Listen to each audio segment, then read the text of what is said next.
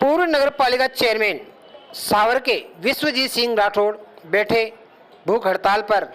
2 दिन तक तो वो धरने पे बैठे थे, लेकिन आज भूख हड़ताल पर बैठ गए हैं 11 बजे से। और उनके साथ में ही बैठे हैं एक राधेश्याम जी कुमावत, रिटायर्ड मास्टर बालापुरा वाले। क्या कहा विश्व सिंह जी ने? अवैध बजरी को लेकर ग्रामीणों के साथ में माइनिंग विभाग के अंदर बैठे हैं। कहीं ग्रामीण पहुंचे हैं धरने के अंदर समर्थन के तौर पर। सुनिए विश्वजीत सिंह जी की कहानी, उन्हीं की जुबानी। आज धरने का तीसरा दिन है और घटना का 7वां या 8वां दिन है। अब तक कोई भी प्रभावी कार्रवाई नहीं हुई है। इस घटना के विरोध में समस्त नदी के किनारों पर रहने वाले ग्रामीणों ने समर्थन दिया है और मेरा ये निर्णय था कि मैं इसके खिलाफ भूख हड़ताल पर बैठूंगा, क्योंकि ठेकेदार इतना बड़ा आदमी है कि प्रशासन उसके सामने बोना पड़ रहा है। इसलिए मेरे भूख हड़ताल पर बैठने के बाद माड़ साहब राधेश्याम जी कुमावत बालापुरा निवासी भी मेरे साथ ही भूख हड़ताल पर बैठ रहे हैं। मैं किसी भी आदमी को या किसी भी महिला को इसके लिए आमंत्रित नहीं करूंगा कि वो भूख हड़ताल पर आए, लेकिन मेरा प्रशासन से हाथ जोड़कर निवेदन है कि अगर कोई कार्रवाई नहीं हुई, वो चाहते हैं कि पूरा गांव भूख हड़ताल पर बैठे, तो निश्चित रूप से ऐसा भी होगा। आज से हमारा यह निवेदन रहेगा, जितना जल्दी से जल्दी हो सके प्रभावी कार्रवाई करें और क्यों ना उस ठेकेदार के खिलाफ कार्रवाई करें। माइनिंग विभाग ऑफिस में कितने रोज से आप धरना दे रहे हैं, क्यों दे रहे हैं, किस कारण से धरना दे रहे हैं? आज हमें माइनिंग विभाग में 3 दिन हो चुके हैं, आज तीसरा दिन है।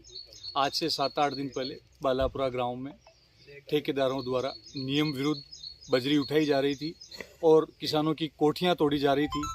एक दलित वर्ग के कमजोर और कुचले व्यक्ति की पाइपलाइनें तोड़ दी जाती है और उसकी आवाज़ जब वो उठाने के लिए थाने में एप्लीकेशन देता है तो उल्टा उसी अशोक कुमार रेगर को बंद कर दिया जाता है। इस प्रकार से प्रशासन भी निश्चित रूप से ठेकेदार के सामने बोना प्रतीत होता है। जब रात को उस दिन मुझे बालापुरा ग्राम वालों ने थाने पे बुलाया तो मैंने जाके प्रशासन से निवेदन किया कि आप संविधान के भी विपरीत कार्य कर रहे हैं। बजाय ठेकेदार को पाबंद करने के, उसके खिलाफ कार्रवाई करने के, आप एक दलित को, एक कुचले वर्ग के व्यक्ति को, एक गरीब व्यक्ति को, एक ग्रामीण के प्रवेश में रहने वाले एक किसान के बच्चे को आप बंद कर रहे हैं। तो तहसीलदार जी ने निश्चित रूप से इस पर कार्रवाई करते हुए उसको रिहाई के लिए उन्होंने रात को ही आदेश दिए। हम सभी ग्रामवासी उनका धन्यवाद भी ज्ञापित करते हैं। लेकिन जब इससे आगे वार्ता बढ़ी तो उन्होंने कहा कि ये सारी जितनी भी जिम्मेदारी है बजरी की वो खनिज विभाग की है।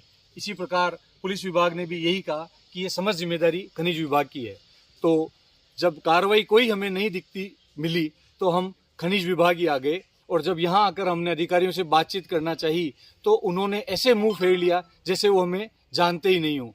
हमें मजबूरन यहाँ धरने पर बैठना पड़ा और जब हम धरने पर बैठे तो भी 2 दिन तक कोई कार्रवाई नहीं हुई, इसलिए मुझे आज भूख हड़ताल पर बैठना पड़ा।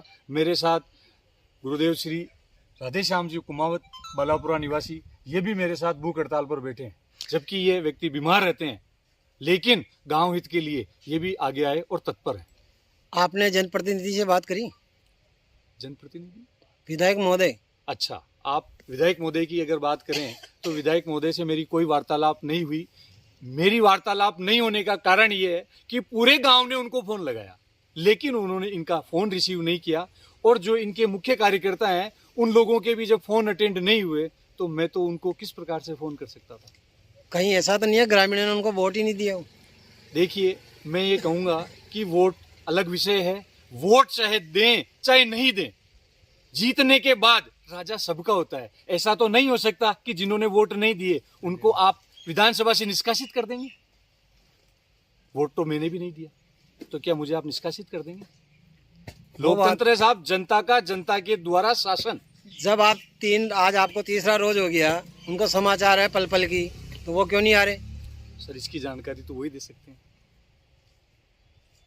ये सवाल आप उन्हीं से पूछें। माइनिंग विभाग वालों ने LNT यहाँ जो सीज करी है उसका भी चालान कटा या नहीं कटा? कोई चालान इसका नहीं कटा है। ये यहाँ पर शोभा के रूप में खड़ी है ताकि गांव वालों को आश्वासन दिया जा सके कि हमने प्रभावी कार्रवाई की है। मैं आपको एक बात बताऊं, एक एलएनटी यहाँ खड़ी है और 10 एलएनटियां चल रही है। एक एलएनटी यहाँ खड़ी है, 10 एलएनटियां चल रही है, तो फिर ये कहाँ की कार्रवाई हुई? और अगर आज एक ट्रैक्टर बजरी का खाली, जिसमें अगर बजरी के दाने होते हैं, उसको भी घर से उठा के ले आते हैं और उसके 1.25 लाख रुपए का चालान जल्दी टिकाते हैं। क्यों? क्योंकि वो गरीब है, उसकी कोई आवाज नहीं है। और आप ये देखिए कि किस प्रकार से इतनी बड़ी बड़ी मशीनें जिन्होंने रौद्र रूप धारण कर रखा है और नदी का स्वरूप को कुरूप करने में लगे हुए हैं, आज उनके ढावे तोड़ने को वो अग्रसर हैं। कल इस नदी के ढावे ही नहीं रहेंगे तो ये नदी बह के कहाँ जाएगी? किसानों के खेतों में। अगर फिर भी आज 3 रोज से आपकी सुनवाई नहीं हो रही है और आगे भी अगर सुनवाई नहीं हुई तो आगे क्या रहेगा आपका? आज हम भूख हड़ताल पर, क्योंकि हमने सारे प्रयास करने के बाद, क्योंकि हम उनसे लड़ नहीं सकते, वो बहुत ताकतवर आदमी है और निश्चित रूप से मैं इन ग्रामीणों की हत्या उस नदी में नहीं करवाना चाहता। इससे बढ़िया हमने गांधी जी का रास्ता चुना है। हम यहाँ पर आंदोलन शांतिपूर्वक करेंगे। आज हम यहाँ पर बैठे हैं, हमने भूख हड़ताल शुरू की है। अगर जरूरत पड़ी तो आमरण अनशन पर भी जाएंगे, पूरा गांव आमरण अनशन पर जाएगा।